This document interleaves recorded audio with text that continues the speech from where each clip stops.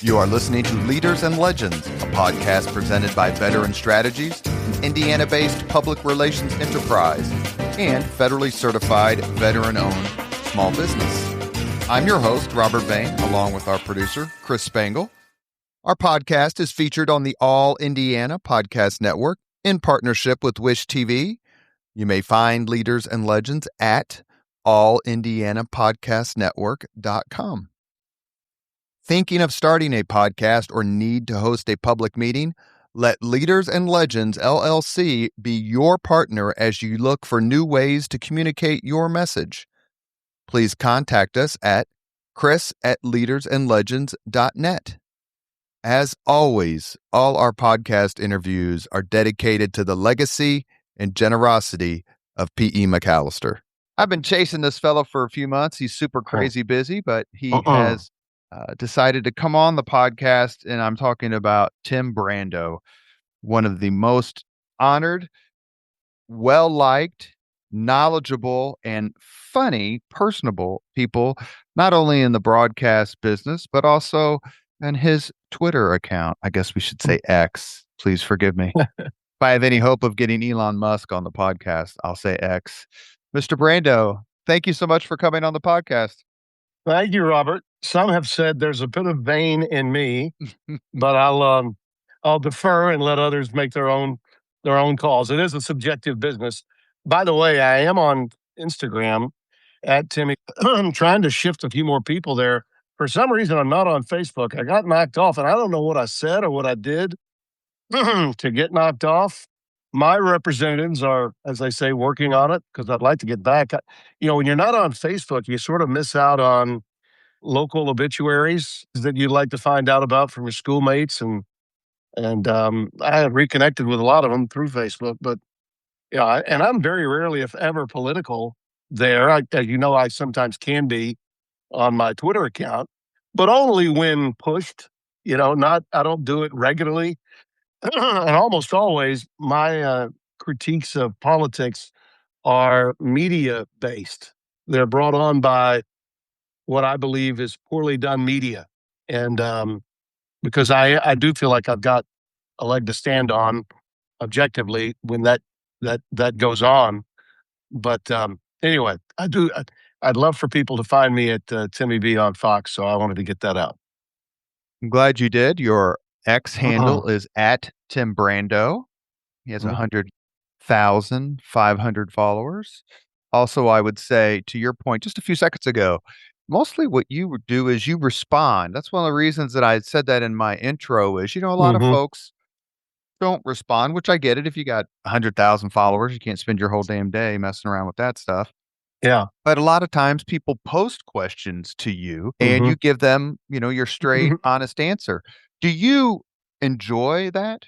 Yeah. I think when I gave up doing my daily radio show, which was also televised on cable on CBS Sports Network, the direct contact with fans was lost. And I like that. I like getting a read. Now, snark and sarcasm and sometimes boorish behavior, I'll get away from quickly. I'll immediately know when someone writes something to me, if that's the person, if I'm walking down the sidewalk, that I would not want to say, hello, how you doing to. When you're from the South, we're a, hey, how you doing culture.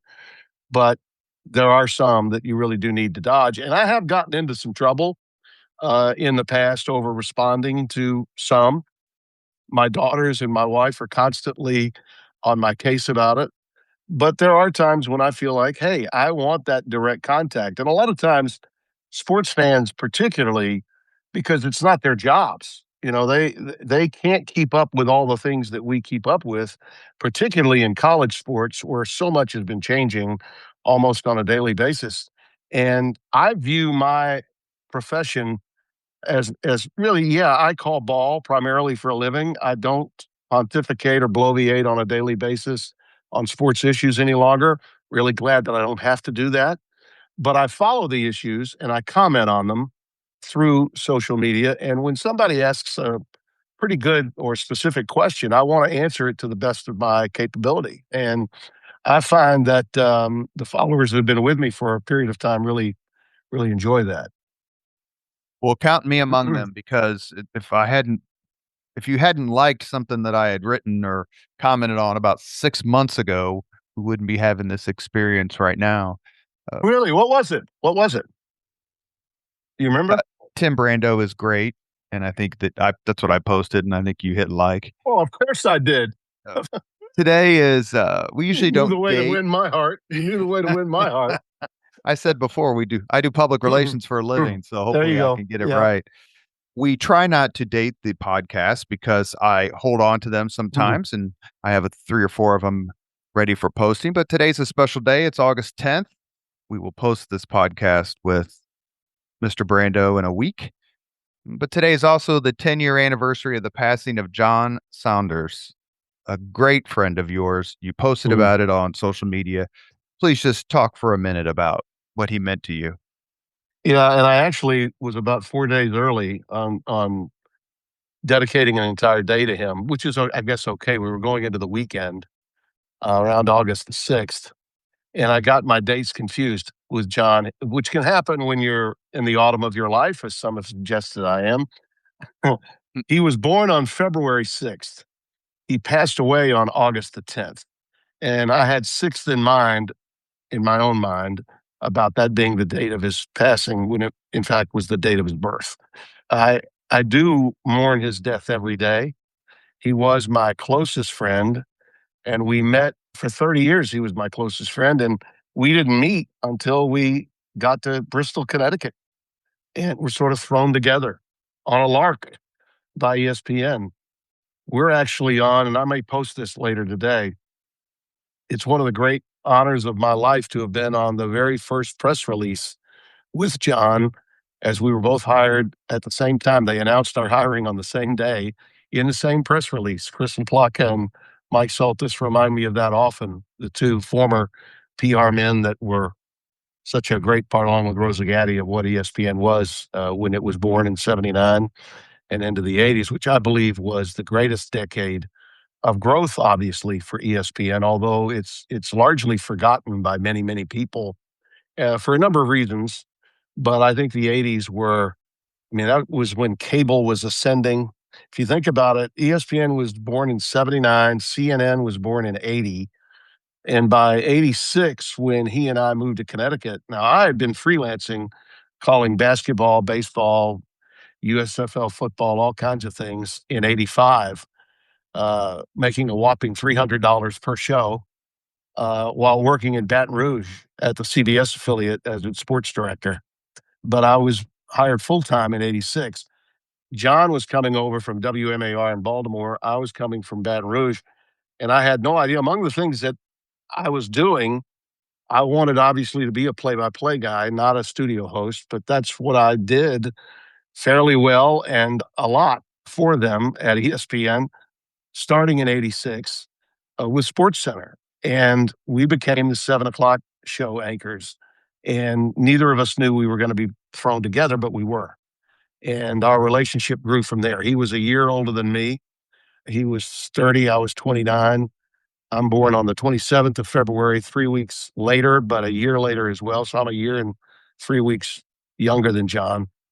And we were like salt and pepper there. We were, black Canuck, from old Canada, with white Southern Republican who didn't know how to play golf until the Canadian black guy taught him how to play. I mean, there's so many, he's a liberal, I'm a conservative. We just, we're polar opposites in so many ways, and yet we connected to understand one another and I think grow individually from that relationship in ways that, I think a lot of the people there couldn't fathom. What is it? These two guys are like, among the many nicknames I had at ESPN, Toe Tapping Timmy B, Baby Brent, as an homage to Brent Musburger. One of them was, and it came up, Berman was over in the corner with, the mounds of fan mail, and he would go, "Wow, look who showed up today. It's Big John and Timmy Brandbro." He called me Brandbro because he and I had become so close. But It was just a genuine relationship. And he was just getting married. My wife and his fiancee at the time became really good friends. We threw their first wedding shower. We threw their first baby shower. He had 2 girls. I had 2 girls. At the time, we each had just one. I had a 3-year-old when I moved there. He was just getting married as he moved there. So we just connected on all fronts. And his strengths were my weaknesses, both professionally and personally, in a lot of ways. John had a swagger about him, a level of confidence and an air of, I can do, this is not a problem. And even though I had a swagger too, I was the effervescent Southern guy that wanted to be loved, and I couldn't stand it if no one, if somebody didn't for whatever reason. I was always seeking acceptance. I don't know why. That was part of my DNA, probably because of my dad, Mhm. um, who was sort of built the same way and had really built me to be a very confident broadcaster. But I think in terms of the time off the air, relationship building for me on the surface looked a lot easier than it did for John. John could be a little standoffish, in a group, but John was measured. In a lot of ways, he was like my wife. My wife, Terry, is that way too. She always thought I was too trusting. She always thought I was seeing too much good in people. You need to, back away sometimes, not be so happy to see everybody all the time, that kind of thing. And between the two of them, I think it was good for me that I had that kind of relationship with someone that could see that. On the flip side, John was shy in a lot of ways, and he kept things within many, many times. And I think that affected his life later, particularly when his health was a problem. And he went on to write a book that was published by John U. Bacon after his death that his family was okay with because he was fighting mental illness. And I had no idea that it was to the extent that it was until he, on a road trip, a golf trip to the Jimmy V Celebrity Golf Tournament. And then sometime we went to Charles Barkley's event that he had at Richmond for his old coach, Sonny Smith, in a hotel room. John broke down in front of me and allowed me to see his most vulnerable side.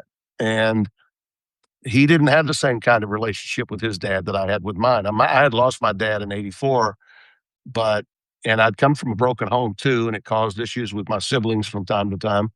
But I was never going to not recognize what my dad meant to me and how it was his inspiration that allowed me to be where I was and where I am today. John could not say the same thing about his childhood. Although he did take care of his father before he passed away. He just never really could love his dad the way he wanted to. And I think that was sort of the foundation of some of his vulnerabilities that he laid out on me in a late night weep session while we were on the road together. But I value that now.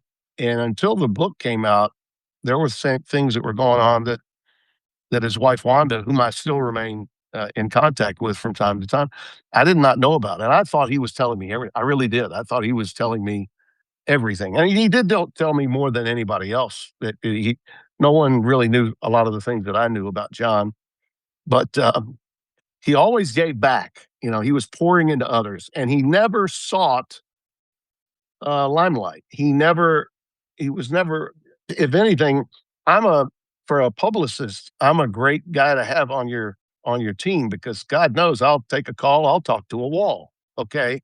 But John was the kind of guy that a publicist would go, come on, John, please, we'll just talk to the guy. That he really didn't seek it. And I always felt, because my dad told me, son, if you don't, you're in a public business, you're in a people business.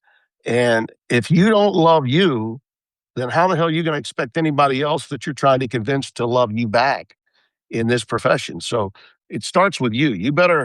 So self-promotion was never a problem for me. And probably some people misunderstood me at times because of that.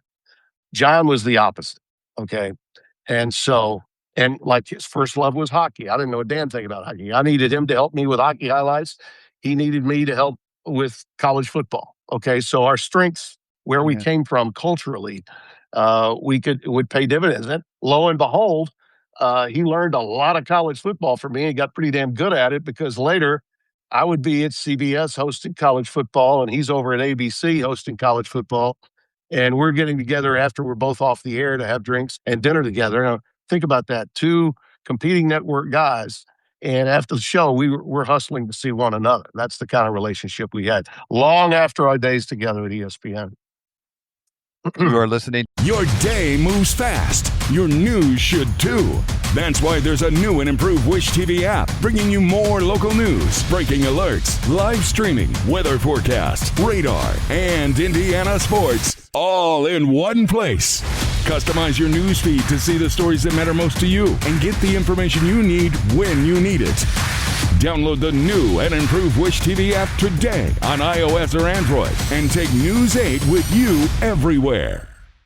To the Leaders and Legends podcast, our very special guest, Tim Brando, award-winning sports journalist. Very quickly, I want to ask you about another passing that has dominated in a lot of ways sports social media in the last day or so, and that is Don Nelson. Yeah. Did you know Don very well? Sure did. Yeah. Yeah. As well as a guy that covered the NBA for 3 years in the mid-90s could. And he knew me, obviously, from all the years of basketball that I'd done at ESPN at the collegiate level. It's funny, going back to John for a minute, he was doing Toronto Raptors games in the mid-90s while he was doing ABC, and I was doing the Atlanta Hawks in 94, 5, and 96, in the 3 years between my stops at ESPN and CBS. And in those years, I saw Nelly all the time, and we had a very mutual friend and a close friend in Rick Majerus, who was the longtime assistant to Al McGuire on those great teams in the 70s. Nelly kind of took him under his wing. He assisted Nelly.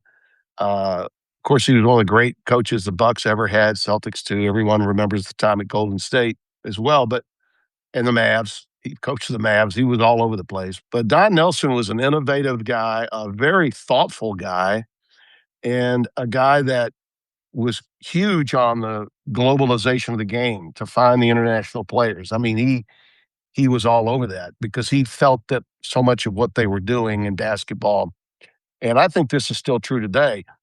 The NBA is going through major problems, in my view, from a public relations standpoint in this country, largely because they decided, this was under David Stern, to go global so quickly. You know, the Dream Team began it in 92. By the 94 World Games in Canada, which I broadcast for Turner, it was very evident that that was the direction they were going in, because it was true that you could see that they weren't better than the United States yet in Europe, but they were gaining on the United States. And that was clear. Don Nelson was one of the first to realize that. And he got Majerus thinking in those terms as well. So different offensive concepts. And the Michigan coach that just took the job with the Mavs, May, Dusty spent time at the international level, and he's running an international offense. Dan Hurley's successful offense, it has a lot of concepts coming from Europe that are within it. The NBA has become, bottom line, it went from a ultimately physical league in the 90s where in the playoffs, there were no layups given. You got clocked. You got hammered in the NBA if you took the ball into the paint. And, Pat Riley kind of started that. The bad boys, the Detroit Pistons, kind of continued it with Lambeer and those guys. But freedom of movement and all that was being fought by guys like Nelson. And then what did you see happen? The Spurs, with what Popovich was doing, and so much of their offense was based on the Ginobilis of the world and everything that they were doing. And Nelson was the forerunner, I think, in a lot of ways of that. But he was also just a really good guy. Don was one of the guys that game could end. You're doing the Hawks. His team is in. You go back to the hotel.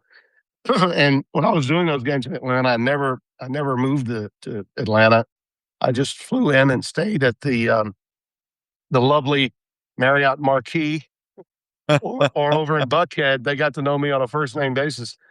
And I'd be at the bar or at the Varsity, right, or Craig Sager's old place on 10th Avenue, and there's Nelson, and he'd have a pop and talk to you after the game. He was just a regular guy and really easy to talk to. There were a few like that. Jimmy Lynam was that way, the old 76ers coach. Yeah. A lot of those guys that coached in that era were that way. I think the league now, they could use a guy like you because they're suffering. And I think one of the reasons why the WNBA is making such a mess of what it's doing is because the NBA has also been lax from a PR standpoint, and their messaging is poor on a lot of fronts. And it's a shame because the product itself is actually, especially now in the WNBA, it's a hell of a product. But no one's talking about the product. They're talking about all the crazy shit, the circus that they've become culturally in this country, and that's really a shame. But the NBA is, in and of itself, as successful as it is, and for the investment that they made to make the WNBA what it is, I'm not surprised that they're both screwed up from a PR standpoint. You sound like my friend and podcast guest, Christine Brennan. It's funny. Christine was a favorite guest of mine on my show, but as you know, she's a hardened liberal, and she was one of the ones that I guess I pissed off. I don't know how I did it. She blocked me for a period of time on social media. Then she came back. I actually, in 2013, I did a Hall of Fame guest list for the Tim Brando show, and she was on the list. She was one of my initial Hall of Fame. She's wonderful. I always loved having her on. She came on to discuss her book, and then her book about Caitlin Clark and the WNBA, and she came into town, and I drove her around a little bit for some TV interviews. Marvelous. Yeah. And the WNBA is clearly trying to make her more money based on, and we'll get to that in a second, based on what's going on. Last person I'm going to ask you about, and this gentleman has an Indiana tie that's been in the news this week first week of August, is Drew Brees. Yeah, made it to the Pro Football Hall of Fame, took Purdue to the Rose Bowl, but as a quarterback, he should have been playing for my Miami Dolphins, but the doctors screwed that up. So he went to New Orleans and became the type of icon, urban city sports icon, that is very rare these days. You were born in Shreveport. Louisiana's in your blood. What does Drew Brees mean to you? Well, a lot. I mean, Baton Rouge was where I spent the lion's share of my time before I hit nationally. So I was raised in Shreveport, went to school in Monroe. That's like the fourth largest town in the state. We're not a huge state. Population base is not. But Baton Rouge is the state capital, and New Orleans is New Orleans. It's in so many ways, that's not a city. It's a state of mind. And when we were kids growing up, going to a big, like in high school, if you went to the Future Business Leaders of America convention, which I was a state executive parliamentarian my junior and senior years, we were going to New Orleans. We're going to be on Canal Street. Boy, that's going to be awesome, right? So going to New Orleans and being a part of that with my own radio show there in 1981 and 2 was marvelous. And to get a call back while I'm at CBS by the people who are doing their preseason games saying, "Hey, Tim, would you like to do the preseason games with Archie Manning?" Yeah, think I will. So I go in. I've done the games for 3 or 4 years. And in the middle of the 2005, going towards 2006, but in the middle of that 2005 year, you had Katrina, you had Rita. Rita actually was the hurricane that came in like the second one after Katrina that forced the levees to break. Katrina was bad, yes. It was really bad. But Rita, which grazed past the Louisiana coast and the Gulfport, Biloxi area in Mississippi, heading more towards Texas. But the winds of that and the water that came, the rain that came, that's what took the levees over the top. And we were out in Oakland to do a preseason game when that happened. And it was just devastating. And I was wondering, who's watching this preseason game that no one can see? Power's out. There's no stations in South Louisiana that can see this. And I was quickly told by the Saints PR people, "Hey, Tim, at the Astrodome in Houston, which has become a home for refugees, they're going to be airing this you're broadcasting there. I was like, oh, okay. Well, that's good. There were a few stations in North Louisiana where I'm from that could still get the game. But all of that devastation takes place. They wind up having to play games in Baton Rouge and San Antonio, and it was just a devastating year in so many respects. And then comes the hiring of Sean Payton by Mickey Loomis. And remember, in 06, they didn't have the dome to play in. They were in the middle of trying to refurbish it. And that meant they were going to play their 2 home games, one in Jackson, Mississippi, which was a great idea because it was against the Colts. And Archie and I are going to do the game. And we're in a place where he played a lot of his big games in Jackson, Mississippi. In those days, Ole Miss played probably 2 or 3 of their home games every year in there. And the other place that was closest by was Independence Stadium, where the Independence Bowl is played, where I grew up, across the street from the high school I went to. And they're having a big deal announcing the Cowboys and the Saints coming to Shreveport, which, by the way, we're closer to Dallas than we are New Orleans in Shreveport. We're right on the Texas-Arkansas border. So I can get to downtown Dallas in 3 hours. It takes 4.5 to 5 to get to New Orleans. So there was always this rivalry between Cowboys fans and Saints fans in this part of Louisiana. But Sean came in with his publicist, Greg Bensel, and that day was the day they were announcing the signing of Drew. And Mickey Loomis, the general manager, was also there. And these guys, as the old announcer, Bill King of the Oakland Raiders said of John Madden when he finally won the Super Bowl in '77, look at Big John. He's smiling like a split watermelon. This same was true of all the staff that were on this trip into Shreveport. They were so happy to get Drew. They felt they had their ticket to success, that they were going to build this team around him. He would be the face of the franchise.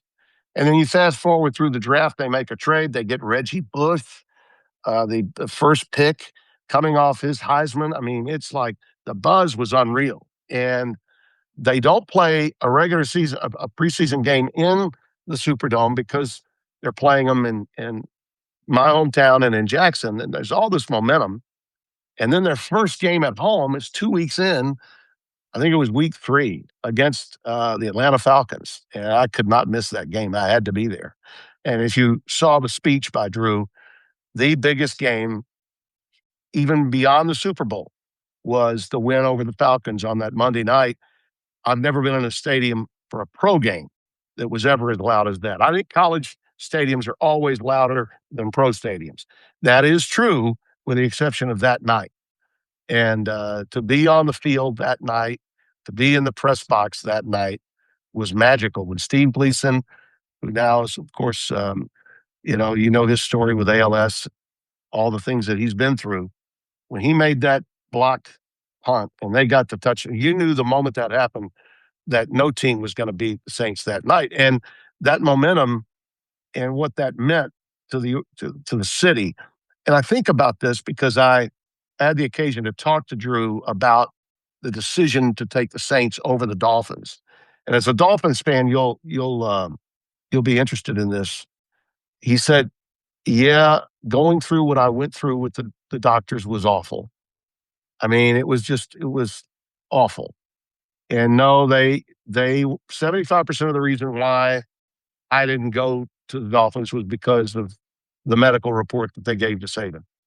But at no time when I was talking to Nick did I ever feel that he needed me to win it all. For him, I was going to be a key piece, but he didn't need me to win it all. When I got to New Orleans, there was no denying from the moment I got off the airplane, I'm the guy, red carpet. Here. Now we're going to show you what it looks like here. And seeing that devastation and seeing what the city had gone through, and Sean and Mickey took him to all these places, he knew that there was something bigger than just football about taking that particular opportunity. But he also knew Sean was an offensive guy that loved calling plays, and those two could connect. And I'd say the only connection from an offensive standpoint that comes close to being better. It's actually probably better because they won more championships between a head coach and a quarterback. Only Bill Walsh and Joe Montana supersedes what Sean Payton and Drew Brees were as a tandem of head coach and quarterback in the history of the National Football League. And they should have won a second Super Bowl. They got screwed in that Rams game. I think everybody knows that.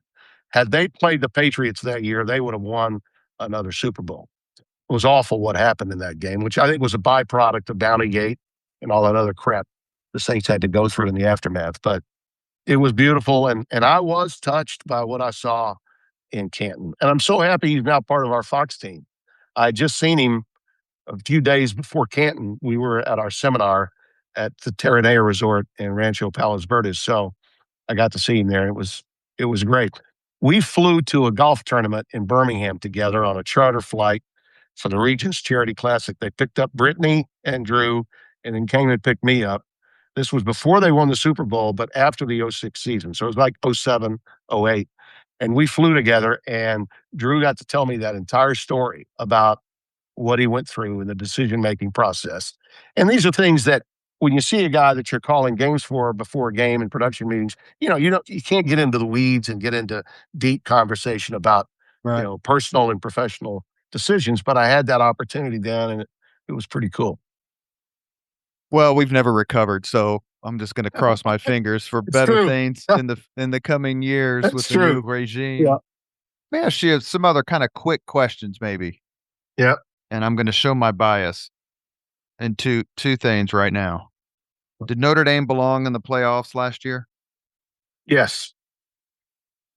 Is IU winning the national championship the greatest story in the history of college football? Yes, and they should be preseason number 1 this year. I have them there. You do have them in the, as I recall, the Timmy B's 2026 top 15. Yeah. We'll get to that. Yeah. What is more different when you started your career and started to pay attention to sports? Which has changed more, sports or sports media? Sports media. For good or for ill? For ill. For ill. Yeah. I hate to say that, but I think part of it, it's not, and a lot of writers get mad at me when I say that. And I think some of them decide that I'm making a political statement when I say that. But that's not really the case. I'm not making a political statement. I make no bones about the fact that my politics leans conservative. I'm not a radical right-wing guy. I'm not going to comment, nor do I care about bad things happening to people who are liberal. I wish well for everyone. I don't get into that. That's not my bag. I think too much of that takes place on both sides. But I think without question, the games themselves, the players themselves are still playing the game for the right reasons. And I think a lot of times people in media want to make it appear as though they're not, that they are carpetbaggers just swooping in to get the most money they can and get out. And in some cases, that narrative might be worthwhile with a few guys, but certainly not the bulk of the players that play. Okay. And I think that the narrative on college football has been so negative and continues to be so negative in the offseason that it confounds a lot of people in the media, particularly those from major cities that never really covered college athletics and really didn't want to, kind of saw it as romper room, not the big leagues. If you grew into this business from Boston, Chicago, New York, LA, you always look down your nose at college athletics. All those guys in the flyover states, they think that, and I'm from the flyover states, okay? It's a cultural phenomenon difference is what I'm talking about here, okay?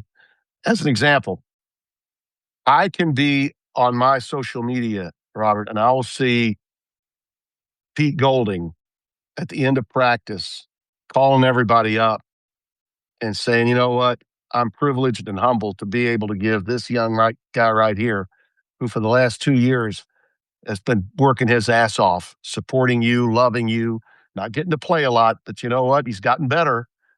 He's got a full ride now to Ole Miss.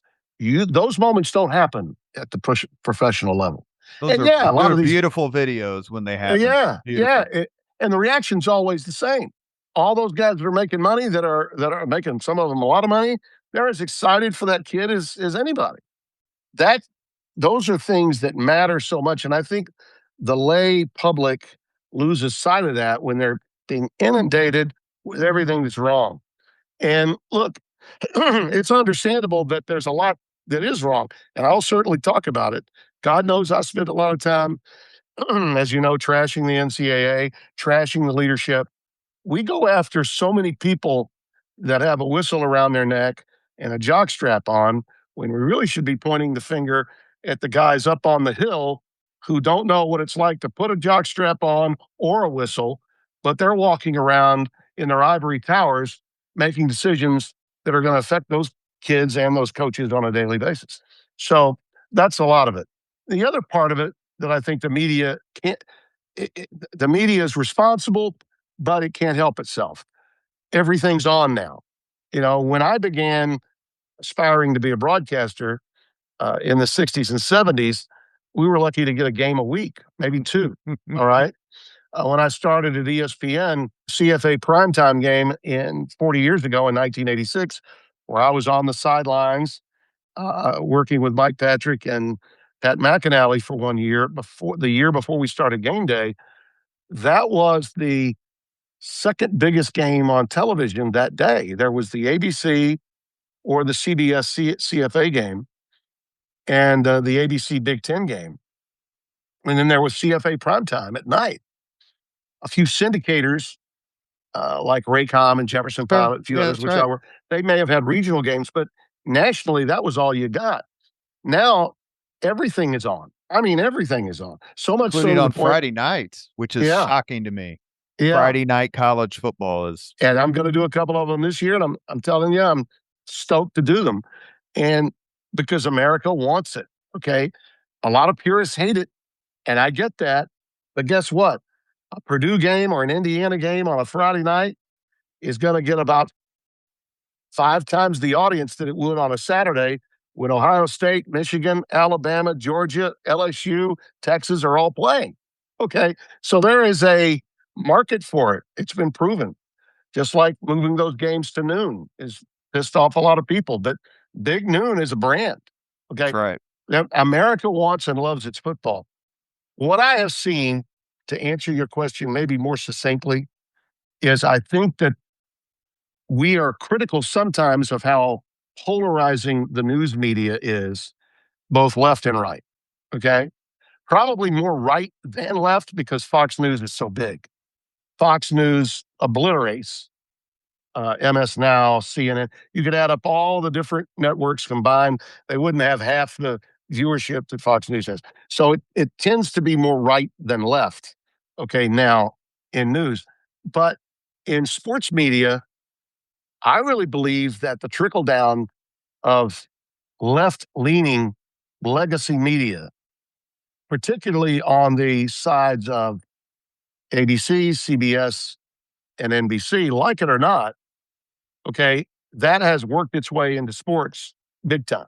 And we are seeing a left-leaning media. I think that's really evident in the WNBA story right now. I think it could never be more obvious than it is when you watch and listen. Robert, I wouldn't last 5 minutes at ESPN calling a WNBA game. I wouldn't, because you got to say what you see when you're calling play-by-play. You have to say okay. And to the credit of some of these guys that are calling those games, and women, they're doing the best they can, but they are, let's face it, they are employed by certain networks, and there are lines that they know they can't cross. And as a result, it's whatever's wrong is sugar-coated or moved aside. Let's do this, let's do that. And I could never do it. I could never do it. A bad call is a bad, and once a bad call begets another bad call, now we're not talking about, an isolated incident or a trend. We're talking about a pattern. Well, let's talk about that. We've seen a pattern develop. I'm sitting here in downtown Indianapolis, a 5-minute car ride to Cambridge Fieldhouse on days or nights when the Fever are playing at home. You're like, these freaking Iowa license plates are everywhere. And Everywhere. I'm not lying. They are everywhere. Yeah. I mean, the fact that Caitlin Clark came to Indiana, which we consider, the mecca of basketball in Right. this world, everything was lined up for transformational success. And I mentioned Christine Brennan earlier. Her book is terrific. She really pulls no punches in what she writes. And her commentary has been terrific on this issue. Then Sophie Cunningham comes to the Hoosiers, comes to the Fever, the Indiana Fever, excuse me. Yeah. And she brings an excitement, a personality, a fun, along with skills. And quite frankly, she has a mentality of, I got the back of my teammates, especially Caitlin Clark. How has the WNBA managed to make this what should have been a true watershed in the history of sports, not women's sports, in this country, just a complete and utter disaster on almost every level? They failed to move on. And I think it goes back to the top. Maybe the NBA was asleep at the wheel and just didn't care, even though it was the initial investment to create it was theirs, still is theirs. Okay. And they've allowed this to fester to such a point. And there's only so many officials to go around. I noticed, and I love women's basketball. I've called, when I was at CBS, those Gino versus Pat Summitt games, I did, we called it Title IX weekend on CBS. It would be somewhere in late January to early February when college football and college basketball was going on. And I'm doing men's games almost always, but I would be asked to do the game. And usually it was and I had a myriad of different analysts that worked with me. Carol Lawson worked with me once. Rebecca Lobo in her very early stages worked with me. Marion Jones, remember Marion Jones, the great track star? The sprinter, She played basketball at North Carolina when they won the national title and beat Louisiana Tech. A lot of people have forgotten that. Marion was with me on CBS for one of those games. So I've worked a ton of crucial, important women's basketball. And in my time at Fox, I've done a few games too. Didn't get to do one of Caitlin's games, but I did do Iowa the following year when they were in that huge women's tip-off classic that they had in Brooklyn a few years ago. I think they're still doing it every year in December. And worked with Sarah Kustok, who is a marvelous broadcaster on that. And so I love the game of women's basketball. In a lot of ways, the women play the game a lot more like I'd love to see the men play it. Okay. They are so good. Which was John Wooden's comment. Yeah. It's freedom of movement is so obvious. And, but what has happened here, by and large, because of nothing more than just petty jealousy and I'll say more generational than racial. Okay. But the racial component is there. There's no doubt about that. The racial component is there, but there's a generational component to go with it. And they've completely lost some segments of society as a result. So unless you have a team within 100 miles of you in the WNBA, you just completely discount it. I've stayed out of it on a regular basis because I've just felt it's such a circus. I'm not going to go there. And what happened, by example, at the end of the game the other night, as of this taping just a few nights ago, but it would have been a little over a week ago, with Sophie on that, run out where she got her clock cleaned, that the way that was handled, okay, is further proof that it's just not worth the time to just go off on social media over and over again, because you're not going to change those on the left. You're not going to change those on the right. And so no matter what you say, you're pissing off everybody when all you really are trying to say is, my God, why can't you, A, call the game correctly, B, not apologize for doing something that was equitable, and in that case, it was an equitable penalty, and why the hell does the coach of the Indiana Fever feel a need to defend the assailant while her two players are responding? Caitlin is like putting her warm up over her head, like it's so embarrassing.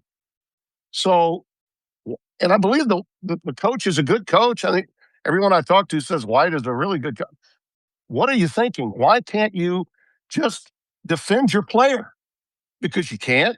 And before that, you had the situation, simply Sophie saying what she did about protecting women in sports, and the coach wears a shirt saying trans belong. For what reason? And then shortly after, and by the way, none of us have a problem, at least I don't, with the trans community. We do have a problem with someone on the floor that's got something hanging between their legs playing with the other players that don't on the floor, that's bigger, stronger, and faster being in the league. It's that simple. It's that simple.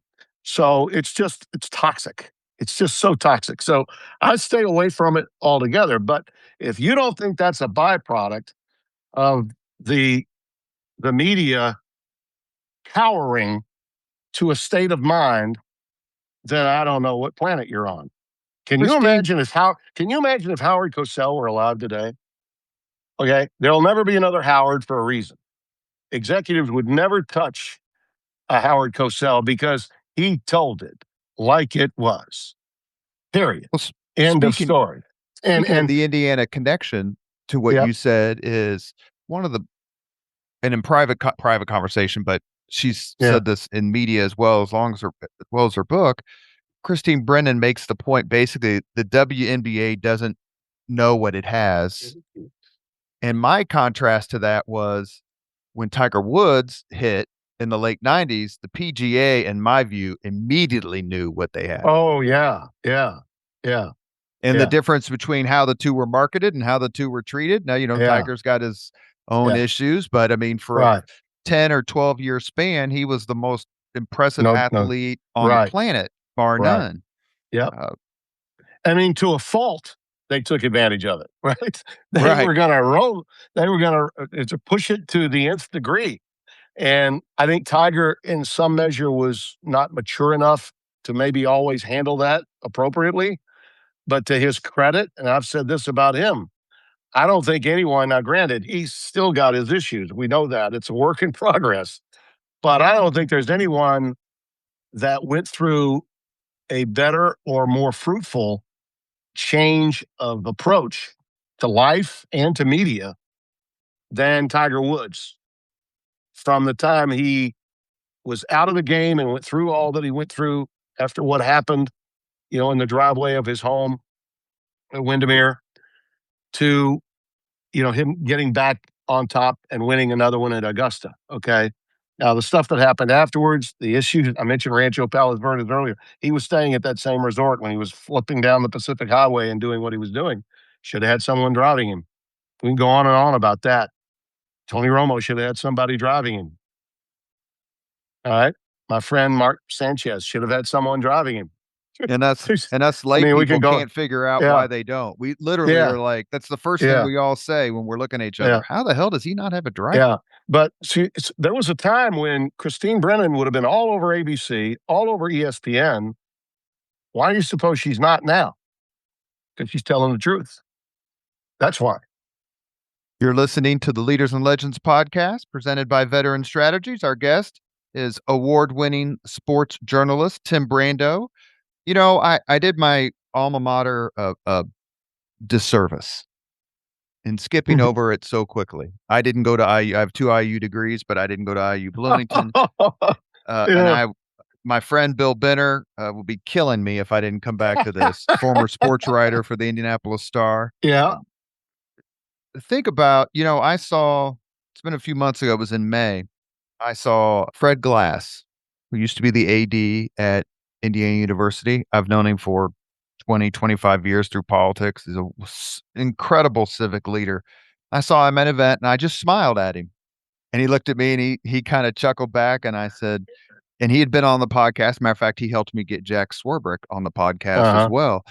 I smiled at him and he just kind of smiled back. He goes, "What?" And I go, "It's been 4 months. Has it sunk Yeah. in yet?" And he looked at Yeah. me as dead as he possibly could, dead right in the eye, and goes, "No." You've covered sports going way back to almost to when Lee Corso was coach. He was my and obviously he was my when we started College Game Day. It was Brando, Corso, and Bino. Brando, Bino, and Corso. So I love Lee. I love him. I do.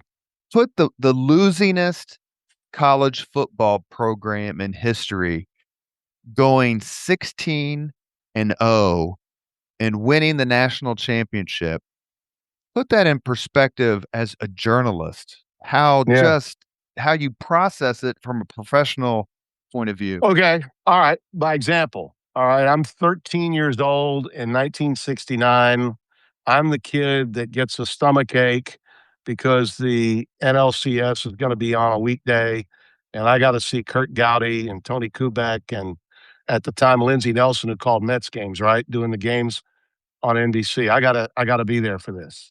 And when they were in Baltimore, ain't the beer cold? Go to war, Miss Agnes is calling the games for Baltimore.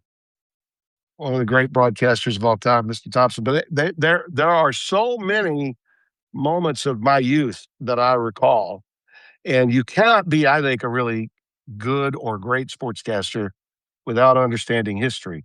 Dino used to tell me, Brando, the thing I love about you most, you know shit before you were born. And you gotta know shit before you were born.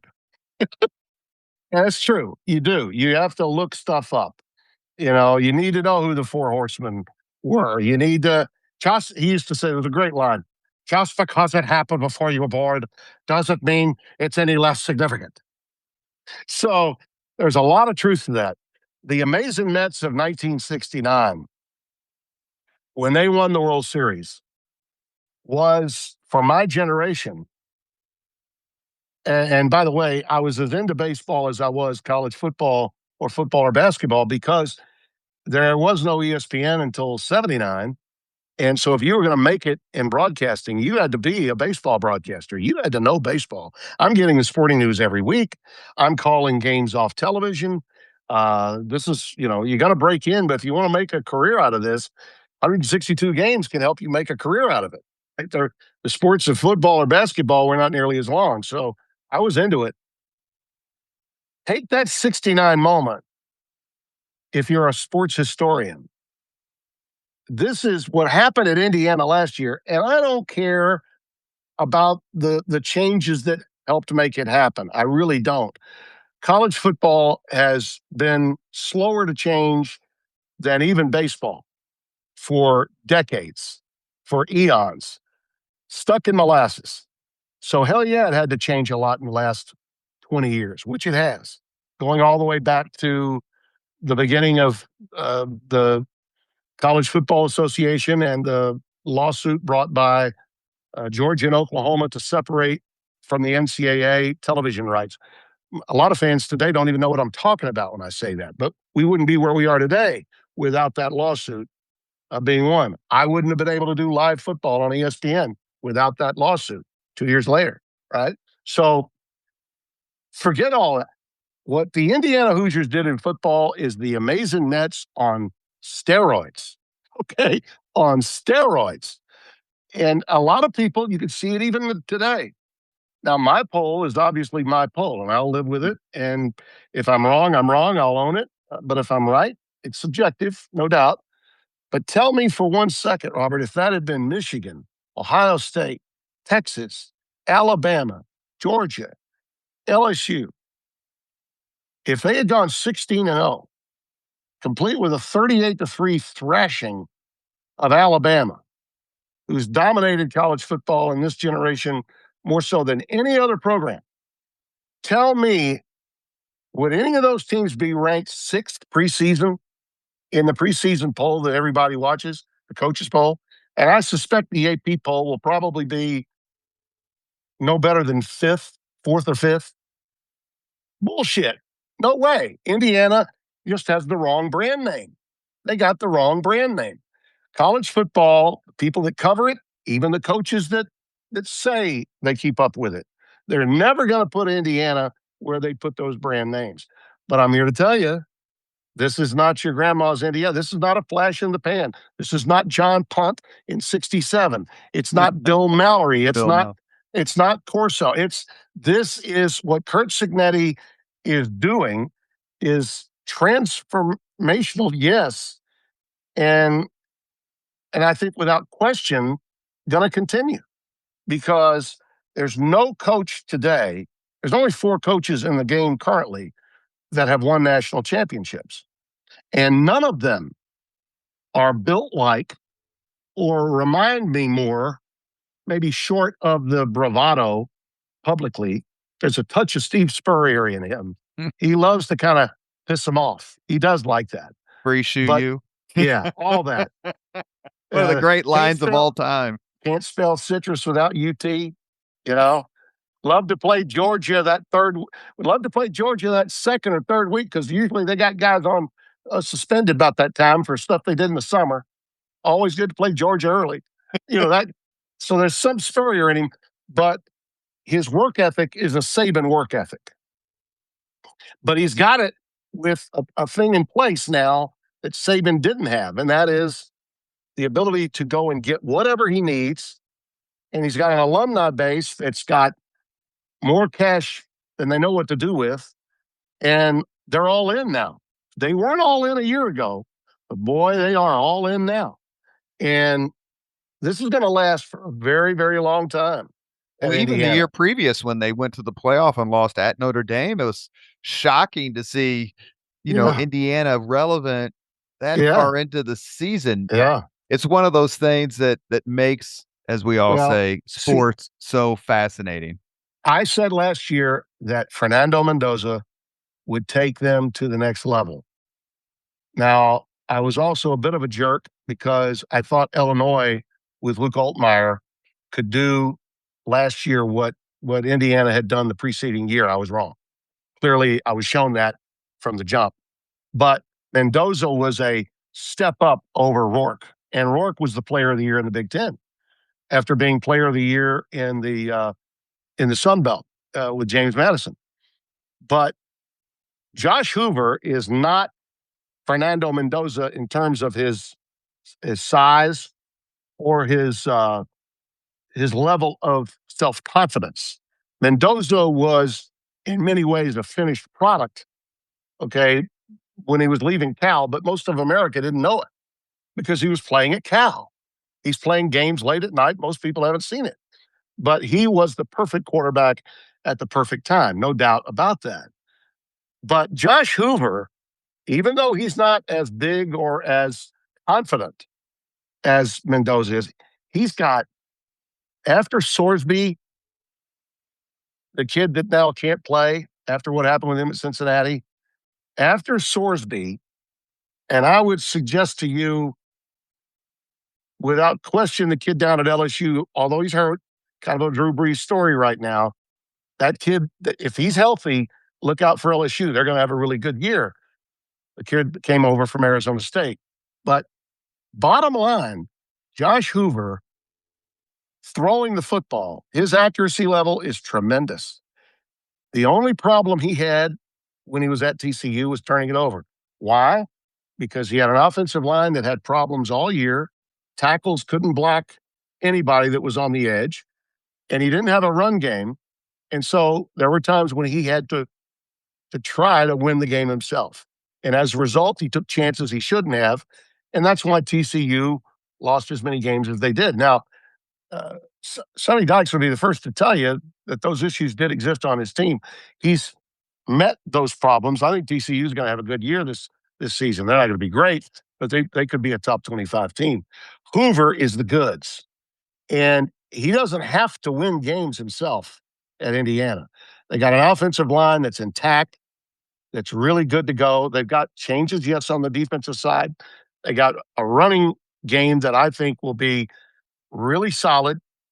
And they return so much talent fifth-year guys now coming back on defense. I mean, they're scary good. They are scary good. And the schedule is tougher, yes, but I think they're up to it. I think this is just another one of those, we'll prove. There's enough doubt out there. Like this number 6 preseason ranking just serves Cignetti so well. That's like, he just feasts on that. Absolutely feasts on it. And again, that comes back to that whenever we doubted Saban, whenever anyone took a shot saying Alabama may not be the Alabama of old, that was when Nick was most dangerous. And I think that the same is true with Kirk Cignetti. He is by far the best college football coach in America. There are a lot of good ones out there, but no one's the total package quite like Kirk.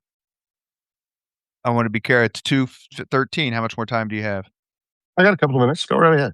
Okay. We can go. You want to go to 2:30 or stop before then? Yeah, we can go to 2:30. We Okay. can go to 2:30. Okay. A lot of the talk about Notre Dame last year, sticking with college football, centered around joining a conference. I thought it was a bogus argument, not because I'm Catholic and live in Indiana, but the deals made with Notre Dame, whether it's BCS or college playoff or whatever, they're made with the knowledge that Notre Dame is an independent. So then you can't use that independent status, in my view, to prevent them or preclude them from doing something that they're allowed to do because they're an independent. So it seemed like last year, the people who made the decision were talking out of both sides of their mouth. You can't penalize them for being an independent when you know they're an independent. Tim Brando, where do you stand? Do you think that Notre Dame should join a conference or do you think it's just inevitable? It could be inevitable, but I no longer think they should. I did for a long time think they should. Now, this was all before we saw all the different items pile on, okay? Whether it was NIL, transfer portal, realignment of conferences being to the extent that it was, okay? I'm talking about, 5-6 years ago. I thought before Brian Kelly really got it going there, I thought that the game had gotten to a point where they were going to be on the outside looking in for quite some time.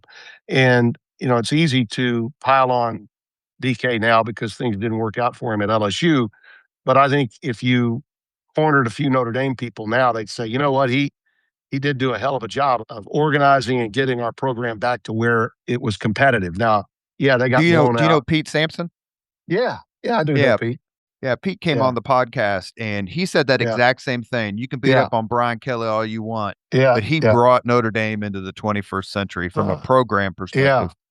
Pete and a few other Golden Dome media types took me on a lot when I said that that they should be in a league. And I said that because I didn't see – it looked to me as though what Holtz had said – and, I worked with Lou at CBS in 98. My first year hosting college football was with Craig James and Lou Holtz. And Lou would never say publicly what he would privately, but I'm not going to quote the man because he can't come back and say, I didn't say that. I don't know what he's talking about. But there was no doubt in my mind that Lou, he's doing the best thing for the Blessed Mother, and he's doing the best thing for Notre Dame by getting out before he breaks Rodney's record. That was he was such a great historian, and he understood his place in history. If he stepped aside before that, he could go out the way he wanted to go out. Lou, more than any other coach in America I ever came in contact with, had an insatiable appetite to be loved. He needed to be loved, and he needed to be reminded of that love all the time. But I loved him for it. That's one of the things that made Lou so great. And, losing him this past year was tough for me. I'm really close to Skip and his wife, Jennifer, and some of the members of the family. But I really felt during that time that I was working with him at CBS, and even before that, with some of the coaching changes that were being made, it was going to be impossible for them to ever get the kind of players necessary to compete with, ultimately, the teams that you're going to get out of either the SEC or the Big Ten. So I was pretty adamant that they needed to be in a conference. Honestly, because of the shift in where college football has gone, and the other factor, too, I'm a guilty Catholic being raised in Louisiana, I'm a little bit of a guilty Catholic. I always remember at Catholic schools, they were really more comfortable receiving than they were giving. I didn't think that they would necessarily pay those players quite to the extent that maybe some of the other guys might get paid. So I'll say that not just in jest, but because I do think it's true. I think some of the private schools that are Catholic schools in basketball in the Big East, right there in Indiana, I think Butler's got an issue. I think Marquette has an issue, but I think they've addressed it. Same at Xavier. Those schools, they got to look at themselves and say, "Hey, are we going to spend $10 million on basketball players or not? If we don't, we're not going to be able to compete." But in football, Notre Dame now is so big, and the afterglow of the Golden Dome is such that you see these deals being made, and they're married in. One of the reasons you have to pick them, and I've got Notre Dame right up there, as you can see. I think they're fourth on your poll. I think. Yeah, they're right there. They're fourth, yeah. Yeah. And the reason I do is because they can navigate their schedule. And you could say, well, it's a softer schedule than the norm. But you know what? You can't take shots at their schedule because generally they build in enough teams that it'll always get them there. The USC thing was more of a USC thing. It's not Notre Dame wanted to play that game. I'm sure they did. Well, they loved going out to the West Coast to recruit that last game of the year. It's either, remember, they went west for either Stanford or USC year after year. And I'm not surprised because the USC alumni jumped on SC so badly, and even Lincoln so badly for getting out of that game that they renewed it already. You know, it's starting up in 99, I think. I think it's to 2030, they start a home and home. Yeah. Because IU dropped Notre Dame. Yeah. And Notre Dame immediately scheduled. So it's 2030. So I said 99. I meant to say 29 or 30. I thought it was going to be brought back. But regardless, I don't think they need to go in now. No. And Freeman has been such a breath of fresh air. I think that win that he got them against Georgia a couple of years back was like a good housekeeping seal of approval for the coach that he had become. But I don't know that he would have been there yet if not for the job BK had done in the passing of the baton. So I do think we need to give, I think Sampson's right about that. I don't think there's any question. Notre Dame, and I did one of the last, well, I think it was the last game that a broadcaster outside of an NBC broadcaster had ever called at Notre Dame Stadium. And it was Vince Dooley, the late, great Vince Dooley, and I that called the game. We actually had Miami and Florida State in primetime that year. Ron Franklin and Mike Godfrey called that. And Coach Dooley and I did the Notre Dame Pitt game.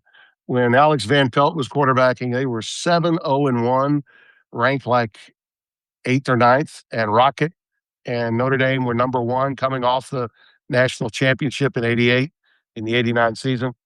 You talk about chills, bucket list chills to get to call a game at Notre Dame Stadium. They had obviously another game on the road that they had to play, but the last home game that a non-NBC broadcaster got to call, I think, was mine in the 89 season. And it was a thrill. And by the way, with all the work that they've done on that campus, you can no longer from the press box see Touchdown Jesus any longer the way we once could. But it had all of the, and I married an Italian girl from Louisiana whose dad was a Subway Notre Damer.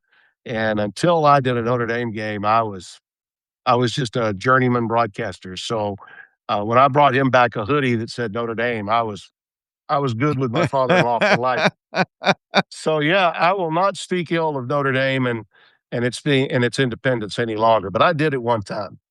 One of my favorite guests I've ever had on the podcast was Chris Zorich, and his stories were phenomenal. We have reached the point on the Leaders and Legends podcast where we ask the same 5 questions and maybe a bonus 1 or 2. We ask the same 5 questions of all of our guests. Mr. Tim Brando, are you ready? You bet. What was your first job? ATAL TV, Texarkana, Shreveport. I was, and that's exactly what I was doing. I was the booth announcer. Well, now, wait a minute. Hang on a second. I got to amend that. My first full-time job. All right. Your first Full-time. job that you First full-time job. That would have been my first full-time job. Was summer of 1974, my senior year in high school. I had won the state broadcasting championship in speech and debate and won a scholarship to Northeast Louisiana University, now UL Monroe. And my father had been a pioneer icon of television in my hometown. That all probably played a role in it. But I got the trophy. It was in the newspaper. I was hired that summer before my freshman year of college to do on weekdays, I was the audio booth announcer. Everything was done live back then. And it all wasn't videotape back then. We had film back then, 36 millimeter film. So P2, VTR1, take this, take that. So I had to do that in the control room and read some PSAs and occasionally commercials. And then I got a disc jockey job like a couple of weeks after that at the FM rocker, K-Rock in Shreveport. So that was almost my first job, but not quite. But I literally was on the air for the very first time with my father calling high school football games for $25 a game.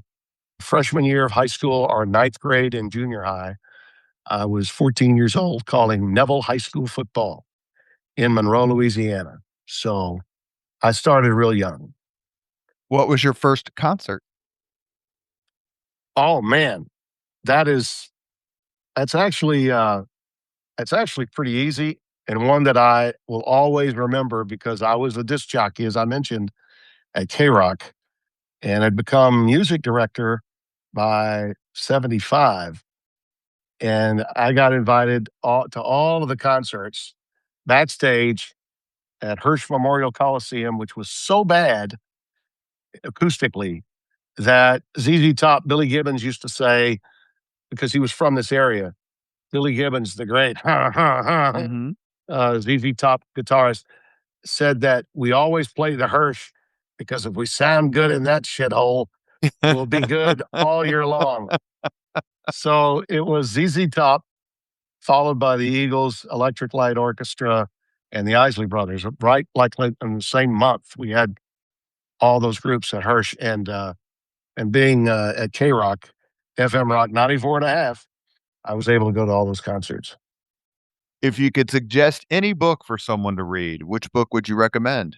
Ooh, I'm going to stay with sports for just a second because I think there are a lot of great books. Bagger Vance and golf. There's tons. Frank DeFord's book, Semi-Tough, turned into a movie. But I'm going to stay with sports because I think it's important for people that get into our industry to know that no matter what level of broadcasting you are, whether you're starting out on a 5,000 watt daytime only station in Billings, Montana, or if you're at the network level, expect crazy. Okay. The on air part is the fun part. It's the off air part that can either get you out of the industry quickly or maybe force you to become bitter in your old age, and you don't want that to happen. Just absolutely read the book by my friend Rich Podolsky, who was the writer for the NFL Today in 1975 when they began, Brent Musburger and company. You got to read You Are Looking Live by Rich Podolsky. The blueprint for what all studio shows, all shelf programming for live events on sports television is today. All of us, there's not a person at ESPN that did not have to understand what doing a show like that was about, how to navigate it. The best way to understand it is to read that book. You Are Looking Live. I'll tell you a movie you don't want to miss either. Broadcast News. I tell young people today, Broadcast News in 83, Holly Hunter, William Hurt, Albert Brooks. Yeah, there were 1-inch tape. It was different infrastructure back then. But that part of the TV business at the local and national, that hasn't changed. So I'm giving you a movie to go along with a book, but I had to do it. Number 4, if you could witness any event in history, be there in person as it happens, which event would you choose? I've been to so many from a sports standpoint that I absolutely love. The one that I haven't been to And the one that I really need to come to before it's over, before I'm 6 feet under, is right there in your hometown. And my company does it now. I got to get to an Indy 500. I have never been to an Indy 500, and I really want to come to an Indy 500. That's the one I most want to enjoy. But I want it in the perfect spot. I need the perfect people to say, Tim, this is where you need to be, here, here, and here at different times of the Indy 500. I want to be where everything is. Okay. I'll send Mr. Mark Miles an email and tell him that you need to be. It is. Yeah. I haven't been a million times, but I've probably been 12 times, and there just simply is nothing like it. That's all I could tell you. You'll walk in and be like, yeah, this is sui generis. Yeah. This is different. Robert, one of my best friends in this business, he was my first coordinating producer at ESPN when we started College Game Day, is from Indianapolis, went to Indiana. You may know the name there because he's a fixture, a pillar of the community. Terry Lingner of the Lingner Group. Great man. Yes. And a guy that saw something in me that even I didn't see at the time. And a lot of my best moments in sports television were with Terry. And he is Mr. Indy. He's Mr. Racing, Formula One, all of it. So I know if I just tapped into him, and of course my man, the other great Indiana alum, Eric Shanks of Fox, my boss, I know I'd be treated beautifully. I just need to do it. Just need to get there. Last question. If you could have dinner with anyone living today, 2 hours off the record just to chat, whom would you choose? You know who I really like?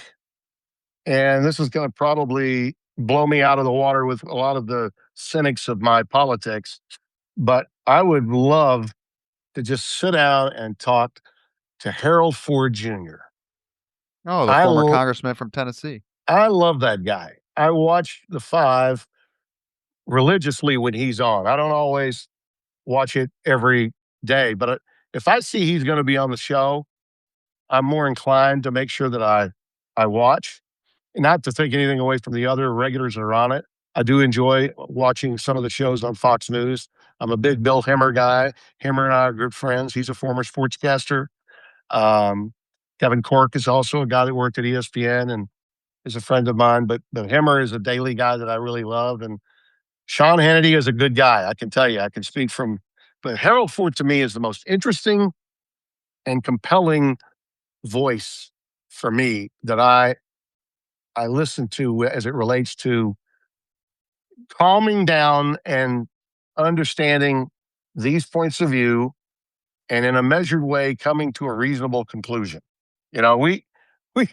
This country is suffering from people not coming to reasonable conclusions. Well, and I just interviewed Joe Manchin. Love the podcast. Love Joe Manchin. That's another one that would be high on my list. Now playing the role of Joe Manchin, I thought it would be Fetterman, but it is. Right.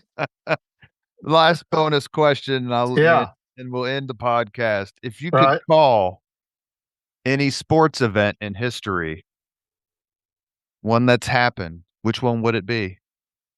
That is a tough question because the two sports that I'm doing now, and this is all I'm doing, is college football and college basketball. Now I've flirted and have done some golf, but Fox doesn't have it anymore, so I don't do it. I love being the left-hander coming out of the bullpen to do a little NFL action from time to time. It's the one pro sport that I follow, and I've done a lot of regular season games, whether it was at CBS or at Fox.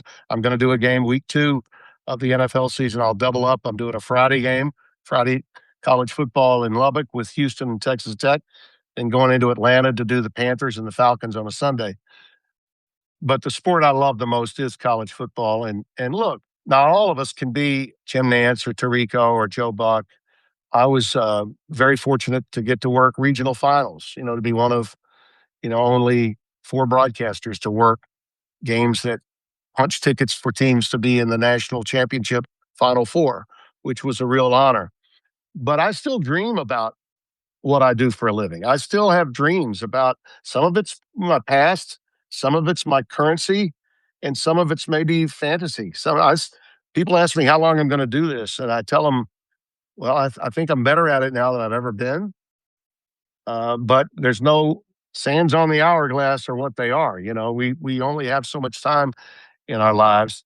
So I'll never do a national championship college football game. But the passion that I've always had for the sport would be that, one day I'd have that moment. I liken my career a little bit to Charlie Jones, who for years was a constant stalwart at NBC, but he was always behind Kurt Gowdy or Dick Enberg or, name that big name play-by-player. But one year it fell his way. He was always doing the Fiesta Bowl. And the national championship, it seemed, those years was always in the Orange Bowl, so Cricky got it, or the Rose Bowl, so Enberg got it. Charlie never got one until the Fiesta Bowl got Penn State and Miami 40 years ago this year in '86. And Pete Giftopoulos had that big interception to win it. And I remember people making a big deal, critics making, Rudy Martzke made a big deal out of Charlie getting to do that game, that they weren't moving him off that. So I know for him, because he's from Fort Smith, Arkansas, was a great broadcaster, a guy I got to know really, really well. That will never happen for me now because of the changes that we've made in national championship. But yeah, the dream would have always been to have done a national championship game in football. It won't happen, but as long as I'm a player that in my profession that is doing games that matter, that games that lead to that, that's enough for me. Because at this stage of your life, your priorities change. You want to make your analyst as great as he can be. You want to make the producers and directors happy, make their careers. I'm working with people 25, 30 years younger than me. Devin Gardner is 34. I'm 70. And they paired us together and it's worked. It's been beautiful. And it keeps me fresh, keeps me vibrant. But at the same time, the priorities change. I'm just grateful that I can see the red light come on and I can be welcomed into people's homes at age 70. Not everybody my age has had the luxury of getting to do it this long. And God knows I love it. And until such time as I don't, and they think that my fastball and breaking pitch are still pretty damn good, I'm going to continue to do it. But I'm more grateful just to do it than worry about the size of the game. You have been listening to Leaders and Legends, a podcast presented by Veteran Strategies, an Indiana-based public relations enterprise. We are also a federally certified, veteran-owned small business, registered with the state of Indiana and the city of Indianapolis. Our presenting sponsor, Garmong Construction. As always, all our podcast interviews are dedicated to the legacy and generosity of P.E. McAllister. Our guest, Tim Brando. He's won the awards. He's ruling social media, and he is putting IU preseason #1 for 2026. So in other words, he's just basically the perfect guest. And thank you so much for your time, sir. I appreciate the fact that you wanted to have a conversation with me on social media and it spilled over to the podcast. I'm a huge fan, and thank you. Thank you, Robert. If I ever get your way, I hope I get an Indiana game at some point this season. We did a year ago, so maybe, who knows, maybe we'll get there. We can get together, have a tall one or a bubbly one or whatever you like, and privately find a corner to go, Hoosiers! Thank you very much for listening to Leaders and Legends, brought to you by Veteran Strategies Incorporated. If you want to contact us about this program or our menu of public relations services, please send us an email at robert@veteranstrategies.com. That's robert@veteranstrategies.com.